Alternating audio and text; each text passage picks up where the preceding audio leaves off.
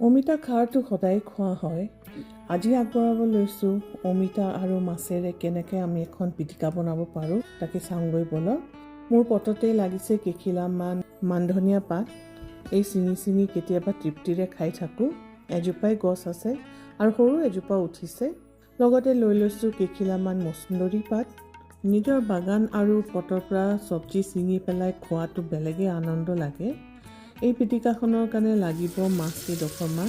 মাছখিনি হালধি আৰু নিমখ দি পেলাই সানি পেলাই এতিয়া ভাজি ল'ব। খুব ভালকৈ ভাজি ল'ব। মাছখিনি ভাজি থাকোঁতে এইফালে মই অলৰেডি বহাই দিছোঁ অমিতা ডখৰকৈ কাটি বইল কৰিবলৈ। এই মাছকেইডোখৰ ভজা হৈ গ'ল। এতিয়া এখন প্লেটত উঠাই লৈছোঁ। অলপ যেতিয়া ঠাণ্ডা হ'ব মাছৰ কাঁইটখিনি আপোনালোক গুচাই ল'ব।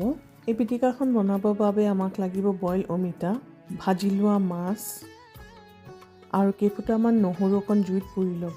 সৰু সৰুকৈ কাটি ল'ব কেঁচা জলকীয়া আৰু পিঁয়াজ স্লাইচ কৰি কাটি ল'ব।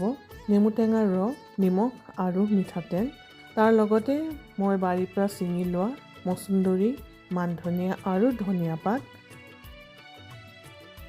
মানধনিয়া, মচুন্দৰী আৰু ধনিয়া পাতখিনি খুব ভালছে মিহি মিহিকৈ কাটি ল'ব।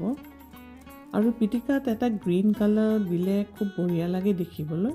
লগতে দি দিছোঁ এতিয়া নিমখ, মিঠাতেল আৰু নেমু টেঙাটো ভালকৈ চেপি দিছোঁ। অকণমান টেঙেচি চাটটো লাগিলে পিটিকাত খাবলৈ ভাল লাগে।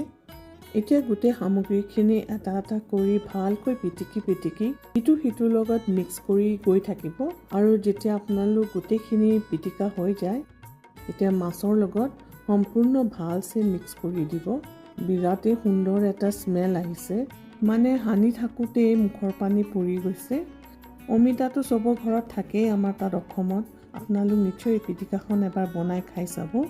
মই শুকান ভাত আৰু লগতে বনাই লৈছোঁ এখন আমৰ টেঙা দাইল আৰু এই কম্বিনেশ্যনটো বিৰাটেই বঢ়িয়া লাগিছিল খাবলৈ। আৰু মোৰ আম টেঙা দাইলৰ ৰেচিপিটো অলৰেডি শ্বৰ্টছত দিয়া আছে। অমিতা আৰু মাছৰ পিটিকাখন যদি ভাল লাগিলে আপোনালোক নিশ্চয় এবাৰ বনাই খাই চাব দেই। Thank you for watching.